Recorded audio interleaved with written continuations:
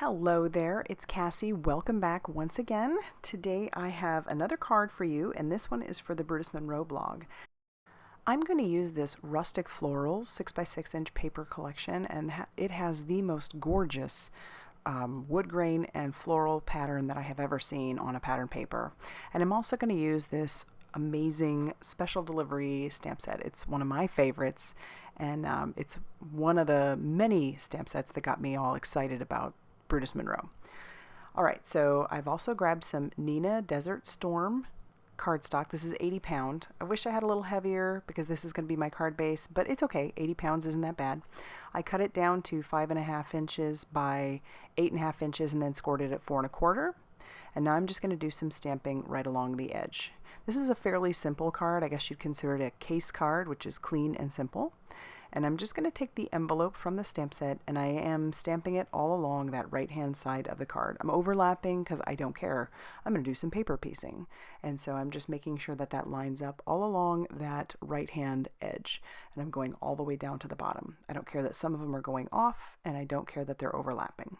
I have 9 envelopes there, so I've grabbed 5 patterns from this paper pack, and I'm going to stamp 2 envelopes on each one, kind of picking where I want, what I would want on the envelope. And like that one I wanted all blue, this one I wanted some blue and some of the green, this one I want some of that purple or whitish flower and some of the red, and so on and so forth. I'll just stamp all of those all along those papers. These papers are gorgeous. Obviously you can tell that. And then once I'm done with that, I'll start fussy cutting each of those out, which, as I've said, I don't mind fussy cutting. And these are really simple images to fussy cut. They're basically just rectangles. I will cut right along the edge, not leaving any border this time around. Oftentimes when I fussy cut, I usually leave a white border because I've stamped onto like Neenah cardstock or Express It cardstock and then Copic colored it. But in this case, since it's the pattern paper, I don't need the edge around it. And so I'll just continue to stamp each of those out.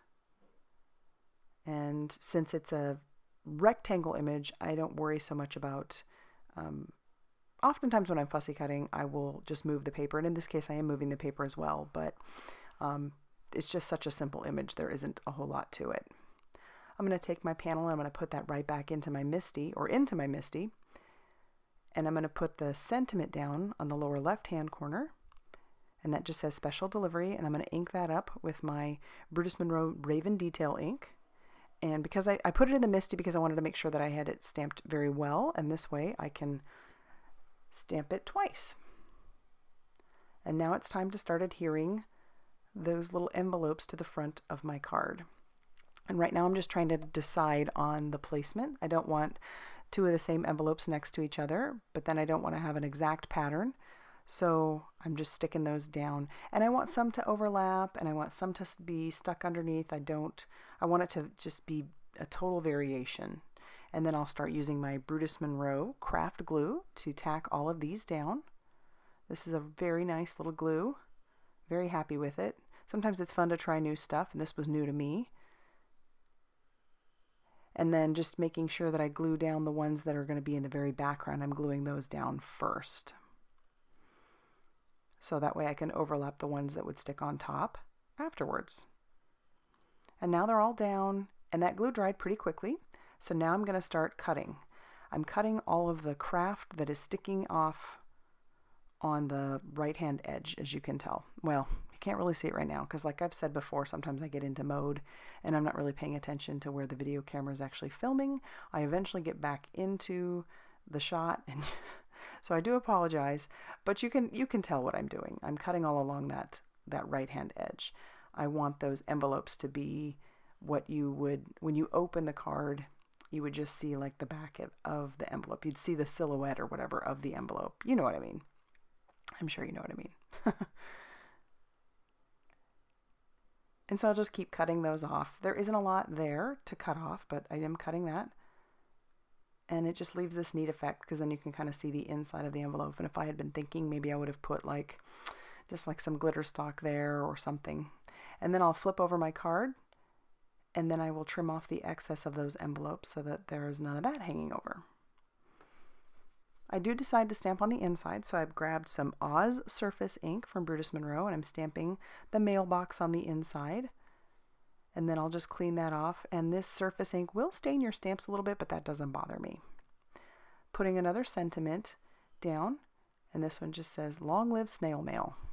And all of us card makers would probably agree with that.